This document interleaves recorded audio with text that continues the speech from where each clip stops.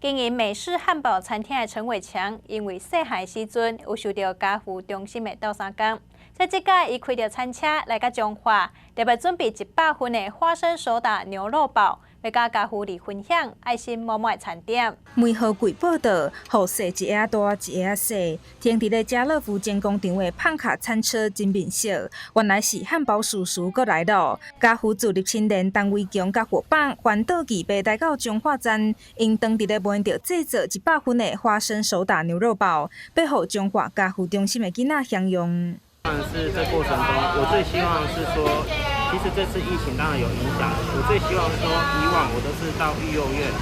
直接去教小朋友怎么制作汉堡，从打肉啊、切菜啊、洗菜啊这种小事情，他们可以帮忙协助的。我希望说，这些东西是他们努力而得到的，而不是我今天来到这边我就发了汉堡给他们，他们吃一吃就没了。我会跟他们分享说我们的成长历程，当初我也是曾经受过家父的帮助，对，只要努力就有希望。对，好吃真的赞。摕到汉堡了后，顶袂条加一喙，在喙内底流芳的美味，家父的囡仔拢表示真感动。学会手心向下，这也是家父一直教我的。他决定把这个所得的盈余就是来贡献，在今天第4天的时候，在家乐福这边、彰化店这边来做一个回馈家福孩子100个孩子，可以免费享用他的这个牛肉汉堡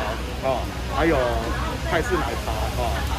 那这样子，等一下我们的孩子陆续下课以后会来这边领取当做晚餐，那他同时又在捐了6000块作为孩子的一个助学金，我们很感谢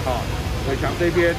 从小接受家父帮忙以后，还会回馈社会，给孩子一个温暖的一个汉堡晚餐。陈伟强指出，因为家己的成长过程受到真侪贵人的帮助，所以希望透过环岛义卖，用实际行动甲囡仔分享伊的成长故事，要甲因讲，莫受到环境打击就讲要放弃，未来是靠家己去创造的。大众新闻叶丰武彰化采访报道。